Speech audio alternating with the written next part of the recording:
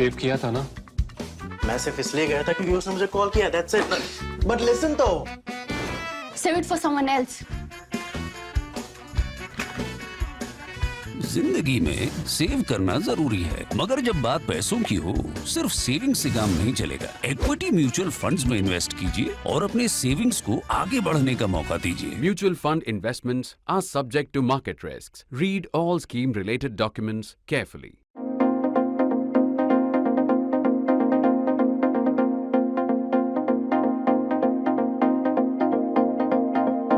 You can pick your preferred description for the Modi government suddenly pulling out the idea of one nation, one election.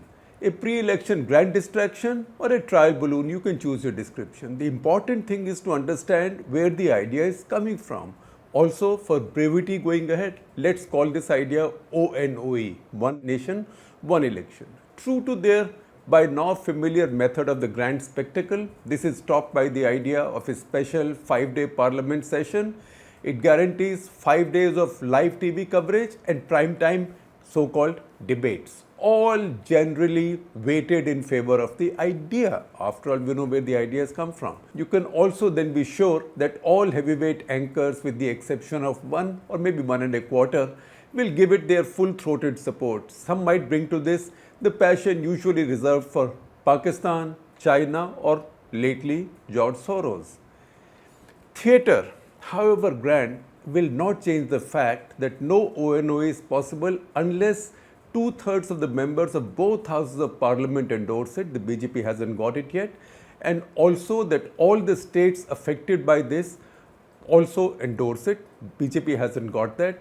That's why this is their pain point, and that's why this frantic ploy now. The logical final objective would then be one nation, one election, one party in all the states and at the center as well. In politics, aspiration is a good thing. It's because of this, the contradiction between your aspiration and your rivals. That's the reason that the BJP has lately failed in some key states and may struggle with some more this coming winter.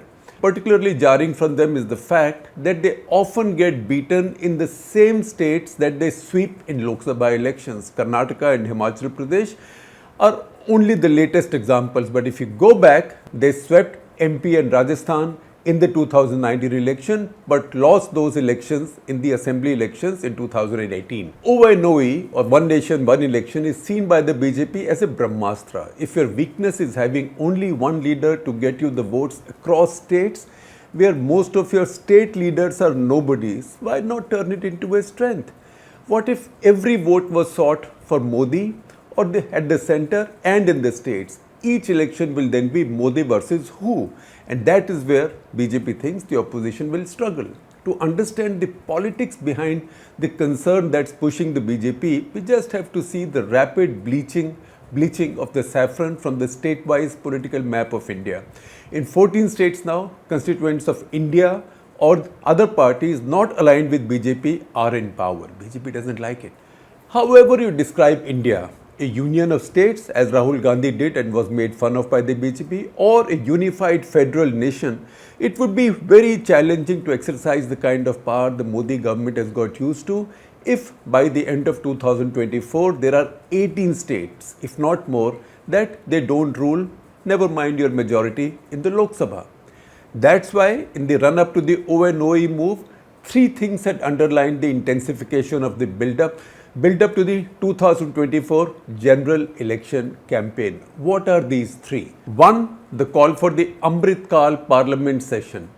Don't be surprised if here on the BJP turns every election into a referendum on the idea of ONOE.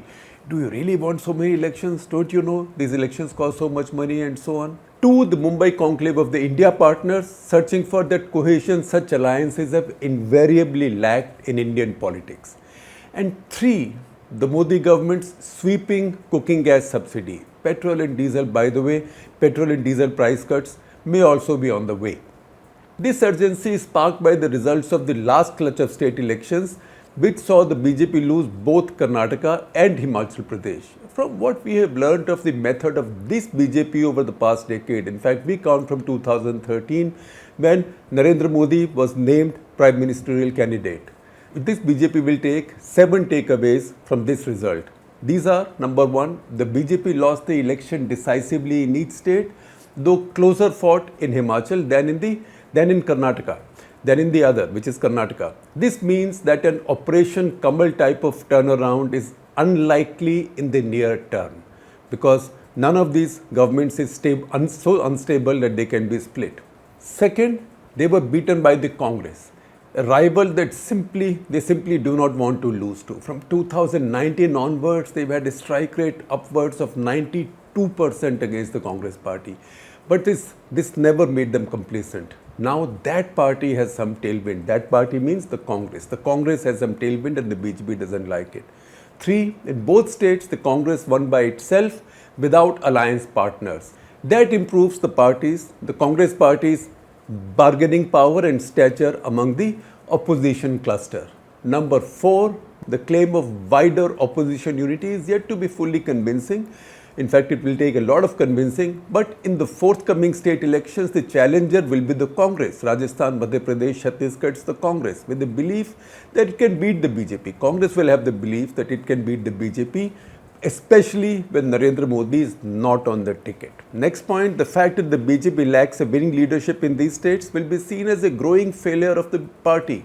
The hard fact is that besides Yogi Adityanath and Himanta Biswa Sarma, they don't have any leaders who could take their states on their own. And the 2 leaders that they do have, Shivraj Singh Chauhan in MP, Madhya Pradesh, and Vasundhara Raje in Rajasthan, they don't particularly like at the high command level. 6th, do they keep risking putting Modi on the ticket in every state? Is that a card they would be using too often then? What happens if they lose again, as in Karnataka? Which brings us to the 7th point. If the BJP doesn't win at least 2 of the 4 states going to the polls this winter, it would deplete the BJP's numbers in the Rajya Sabha in the course of time. The 4 states are Madhya Pradesh, Rajasthan, Chhattisgarh and Telangana. The BJP think tank, Modi, Shah, JP Nadda, must have been tossing these questions around these past 3 months. There is much on our TV channels and the so-called opinion polls to suggest that the BJP has already won 2024, bar the counting. But that is not how the BJP thinks. They know better than their rivals how seriously to take friendly media adulation. They are comfortable that the general elections will be fought only for or against Modi. But if the non-entity leadership or self-diminishing arrangements for temporary power, as in Maharashtra, continue, it will be much tougher for the BJP to win the states that go to the polls soon after the next general elections as well. That will make the government's likely third term that much tougher. Further, think of the numbers in the Rajya Sabha. They will keep on depleting unless BJP wins back those states as well. The option of collapsing at least one set of states with the general election is tempting, but not risk-free. Here is the conundrum.